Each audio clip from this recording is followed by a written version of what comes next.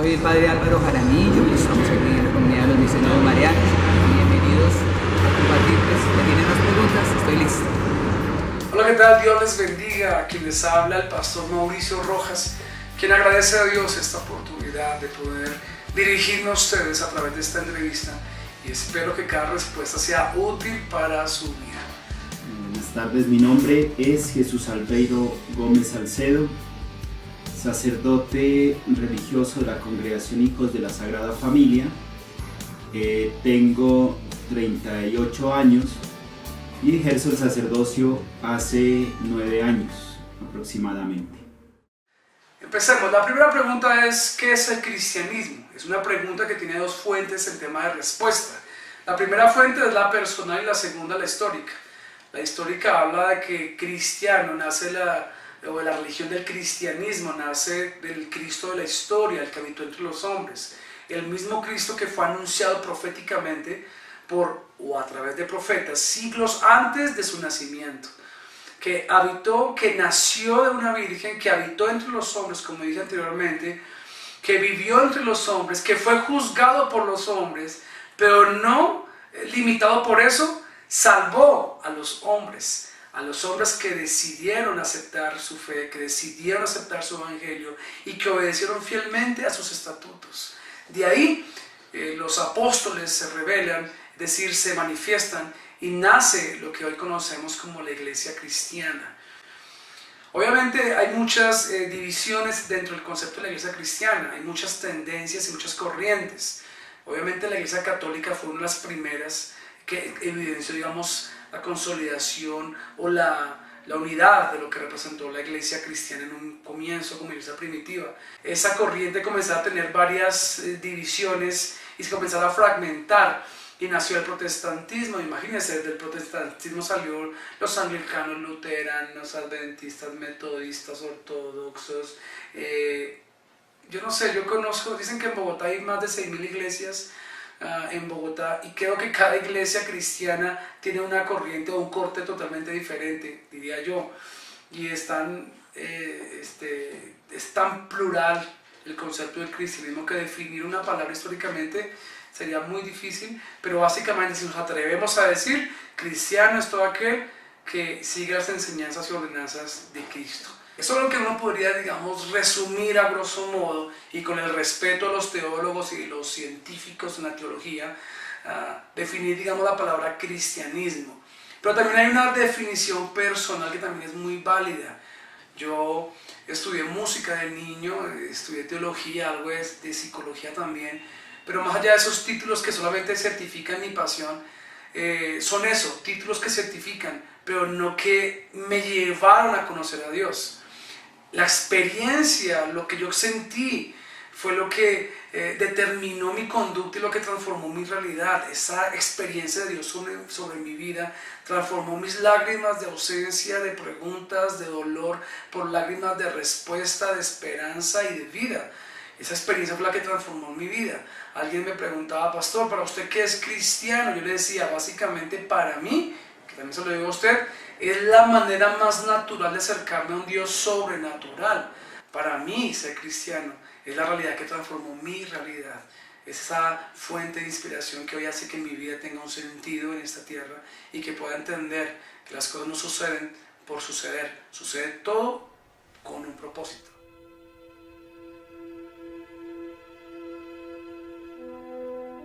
El catolicismo es una experiencia de amor en la cual Jesús sale al encuentro del hombre y el hombre responde con un sí ante su amor, ante su misericordia, y se ha conformado toda una comunidad de fe que camina de acuerdo a unos principios que han partido del mismo Jesús vivo y resucitado.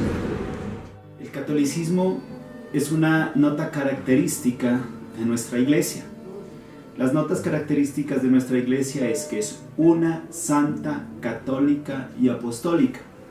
Y el catolicismo se define precisamente como la universalidad de la religión cristiana, que debe llegar el mensaje de la salvación a todo el mundo.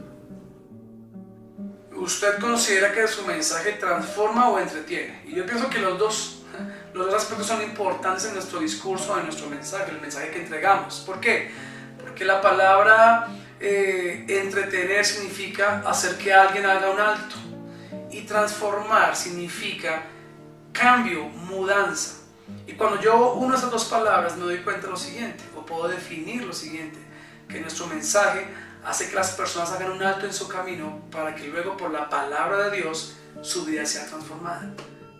Transforma y entretiene también, ¿por qué no? Claro que sí, a mí me ha transformado.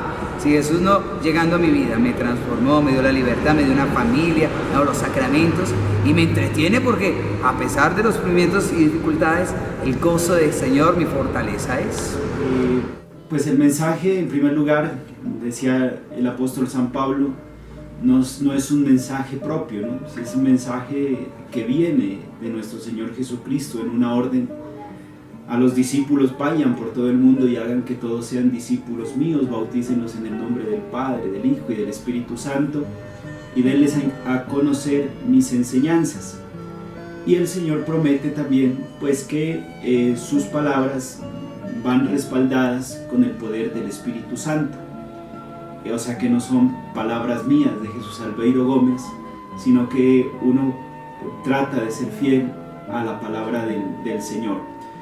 Que transforman, pues muchas personas a veces se acercan, creo que es el único testimonio, que a veces llegan a agradecer, ¿no? Por una palabra, por la Eucaristía, por el bien y el cambio que han tenido en sus propias vidas. Son muchas las personas que se acercan a dar las gracias por ese mensaje de salvación.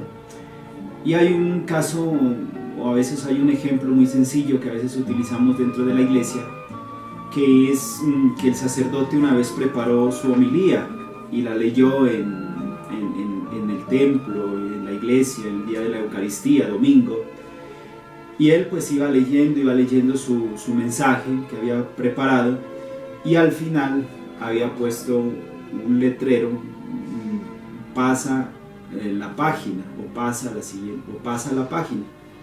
Y él pues leyó su homilía, no se dio cuenta que el letrero no hacía parte del texto de la homilía, y él leyó y dijo: pasa a la siguiente página, y continuó su homilía.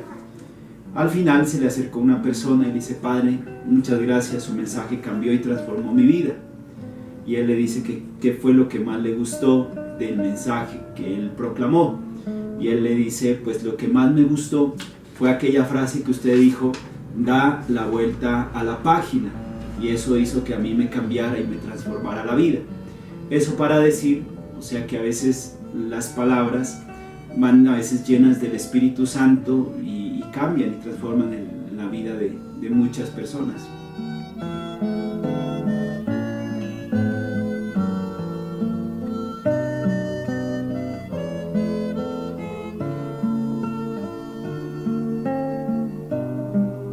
El mejor tiempo de Dios es hoy, es ahora. Escúchame algo que quiero decir, la iglesia: ya salga de ese pasado.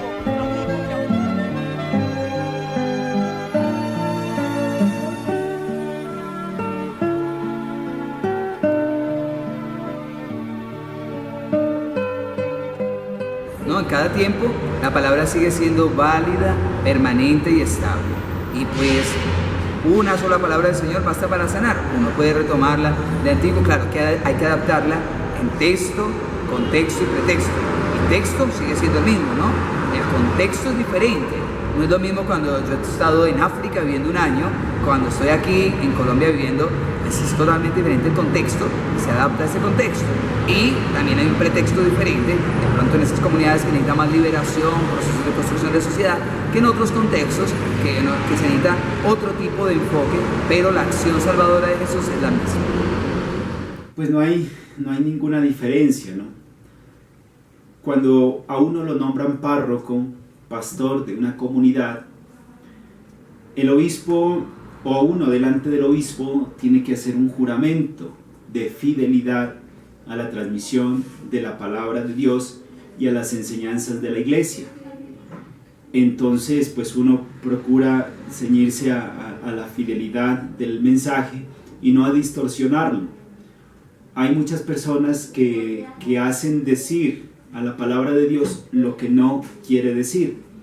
Y de ahí pues yo creo que es fundamental los estudios teológicos que uno pueda hacer y que uno pueda realizar acerca de la interpretación de la palabra de Dios, o también de la hermenéutica, de poder estudiarla, de ver qué era lo que quiso decirnos en su época, en su contexto, para transmitirla y poderla actualizar en el momento justo y el momento de hoy, ¿no? La gente puede coger un versículo y justificar sus conductas. De hecho, mucha gente se inmola, se coloca explosivos en el cuerpo y se inmolan matando a un poco de personas con algunos versículos que justifican sus conductas. Tenemos un nivel de responsabilidad y queremos decir lo que la Biblia quiere enseñar y no lo que yo quiero enseñar con la Biblia. En otras palabras, no es decir lo que yo quiero decir o lo que a mí se me antoja decir con algún versículo de la Biblia, sino tener la responsabilidad de decir lo que la Biblia quiere enseñar. Esa es una de las responsabilidades que tenemos como iglesia, como ministerio, de entregar una palabra lo más objetiva y precisa, transparente, que en muchos de los casos no gusta, en muchos de los casos no es como muy comercial que digamos. A la gente le gusta escuchar lo que le fascina oír, pero cuando te confrontan, te dicen que te arrepientas, que dejes de ser sinvergüenza, mentiroso, adúltero, fornicario, borracho, así vago, en fin, y te confrontan, eso a la gente no le gusta. Le dicen, ay, no, yo mejor me voy para donde me digan que todo es color de rosas. Cuando te prometen a ti que vas a recibir carro, dinero, beca, que serás próspero, que serás el presidente del país, que irás por las naciones y que tú mucho tendrás oro, plata y billete y vacas y burros y de todo, la gente dice, ay, la gente dice, ah, qué emoción. Pero cuando te dices, tienes que seguir a Cristo a pesar de las circunstancias, independientemente en la pobreza o en la enfermedad, en la salud o en la enfermedad, en la escasez o en la abundancia, nada te debe apartar del amor en Cristo Jesús. La gente dice, bueno, decir gracias, pero muy amable, y como que se van. Entonces nuestro evangelio no solamente trae una emoción, sino más allá, trae una convicción.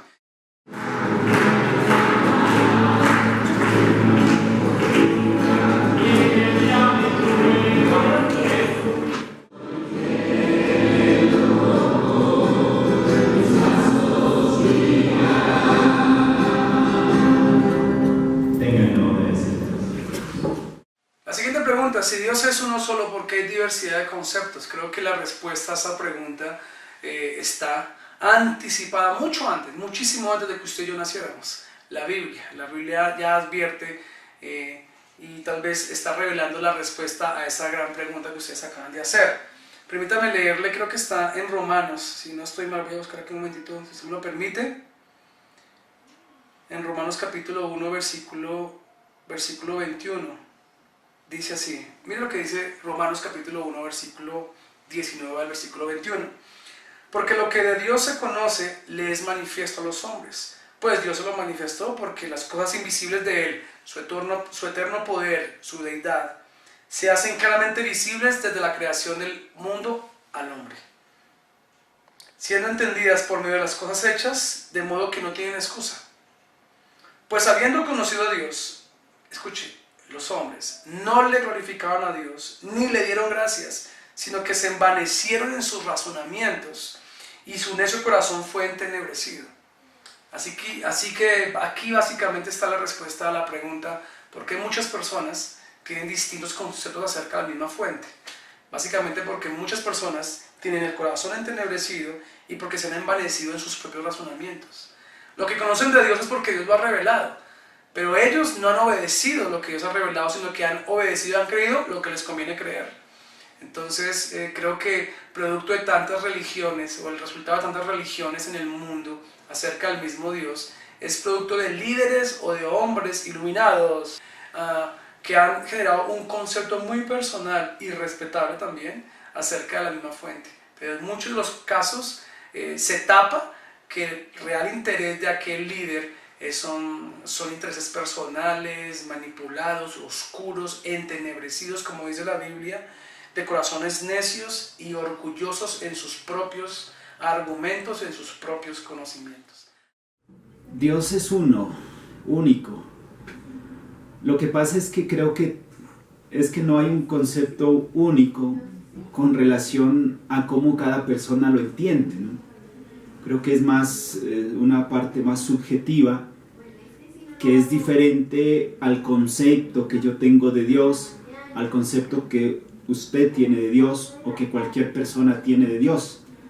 Dicen que todas las personas, un mundo diferente y distinto, y que cada persona tiene un concepto distinto de Dios. Entonces no es un único concepto, pero Dios es uno e inmutable. Yo creo que el problema está en la manera en cómo nosotros podamos comprender y entender el concepto de Dios. Los conceptos pueden haber muchos. Dios uno, Dios único, es una forma de llamar. Lo que pasa es que si tú me miras desde este ángulo, desde este ángulo y me miran allá, me ven diferente, ¿cierto? Pueden decir cosas diferentes de mí. Pues de Dios, si lo miramos de aquí, de este ángulo, podríamos decir cosas diferentes de Él. Pero es el mismo. Lo que pasa es que hay diferentes acercamientos a su realidad, pero Dios único y verdadero, solo Dios. El mismo de los judíos, el mismo de los islámicos, el mismo de los cristianos, porque es el mismo del padre Abraham, el mismo ayer, hoy y siempre. La siguiente pregunta es, si Jesús enseñó con la Biblia, ¿por qué la sociedad la ha dejado a un lado? Yo creo que hablando a nivel Colombia, por varios aspectos. Número uno, el cultural. Nosotros por cultura no nos gusta leer, es más, nos fatiga leer. Yo recuerdo que de niño, cuando me ponían a leer, yo lo hacía más por una nota, una calificación o por una imposición, más que por un deseo, por algo que me despertaba mi corazón el hacerlo. No, estaba lejos de eso. Yo simplemente lo hacía por un interés de una materia y hasta ahí, para de contar. Creo que por eso, el nivel cultural en Colombia, el porcentaje de la gente que le gusta leer es muy bajito. Número dos, por pereza. La gente es muy perezosa, son muy buenas para empezar cosas, pero les cuesta terminar las cosas. Número tres, porque cuando hablamos de responsabilidad de la lectura, no se trata de simplemente leer la Biblia, sino darse la tarea de leerla con responsabilidad, es decir, hacer una exégesis profunda de cada palabra, de cada contexto histórico. Yo puedo asegurarle a usted que cada vez que lea la Biblia, si lo hace con responsabilidad y con una mentalidad objetiva, madura, seria, responsable, creo que se va a sorprender de las grandes verdades que encierra inclusive una sola palabra. Una palabra dentro de un contexto histórico es el principio que puede revelar cientos de verdades y parámetros para la conducta y el mejoramiento de una sociedad. Pues serás tú, yo no la he dejado de lado. Mi vida se fundamenta, la vida de la iglesia se fundamenta en la palabra de Dios. Y lo que hemos hecho es actualizarla, claro. Es darle vida, lo que dice, ponerla en un contexto, en la realidad del pretexto que tenemos cada uno en nuestra vida. Pero la palabra sigue siendo la misma, la que se proclama hoy siempre. Claro, hay algunos que hacen y aprovechan de ella y deshacen, pero la gran parte de esta iglesia sigue diciendo Jesús es el Señor y está vivo con la palabra. Pues la Biblia, tengo entendido yo que uno de los libros más vendidos en el mundo es la palabra de Dios. Y creo que en ninguna familia, todas las familias por lo general tienen la palabra de Dios. Yo creo que no es tanto que no se difunda o que no se tenga la palabra de Dios, sino que hay el problema en que las personas o muchas personas no se acercan porque no la entienden o no la comprenden, porque creo que pues uno debe tener unas bases mínimas para poder acercarse al contenido de la Sagrada Escritura, para poder comprenderla y entenderla. Hay un ejemplo muy sencillo. Cuando Pablo iba en camino en su época en un carruaje, dicen que iba un eunuco y que llevaba pues la palabra de Dios y la iba leyendo. Y Pablo le pregunta, ¿entiendes lo que lees? Y el eunuco le responde y le dice, si nadie me lo explica, ¿cómo lo voy a entender? Y Pablo le explicó la Biblia y terminaron precisamente con el bautismo del eunuco. Entonces creo que a veces es tratar de buscar los medios para comprenderla y entenderla.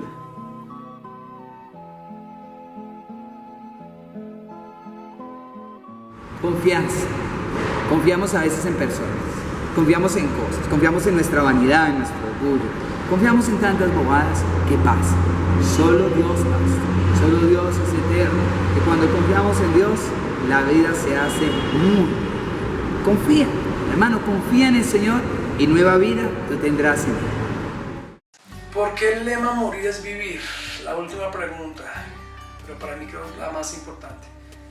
Cuando mi papá muere, yo asumo la responsabilidad como padre de mi hermano y lo vi crecer desde los pañales hasta cuando entró a la universidad.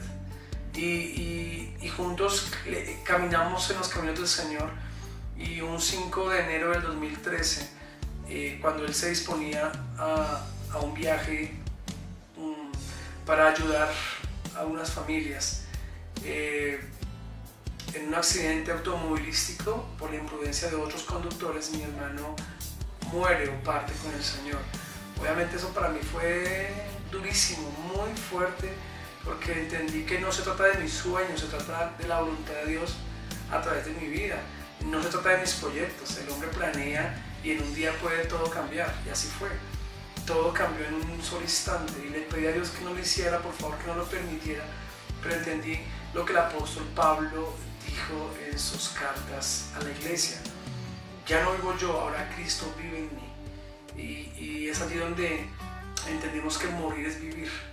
Para muchos esa frase es una frase de cajón. Para nosotros hace parte de nuestro fundamento como cristianos. Hicimos una canción con mi hermano en el mes de diciembre, un mes antes del fallecimiento de él, y que tiene por nombre así: morir es vivir. Morir es vivir, con 4 principios, una canción con 4 principios que anteceden esa canción, que es: morir es vivir, callar es hablar, llorar es reír y soñar es ver a Dios en nuestros sueños. Y pues yo le invito a usted que ya me está viendo, me está escuchando, le invito a que entre en YouTube y mire la canción Morir es vivir, una canción que grabamos, que hicimos con mi hijo hermano, y por eso creo que ahí, digamos, nace el lema para nosotros: morir es vivir. Morir no es el final, morir es el día del comienzo de Dios sobre nuestras vidas. Y hoy más que nunca, por esperanza, creo que estoy un día más cerca de volverme a encontrar con aquellos que han partido a su vida. Morir es vivir, callar es hablar y llorar es reír, soñar es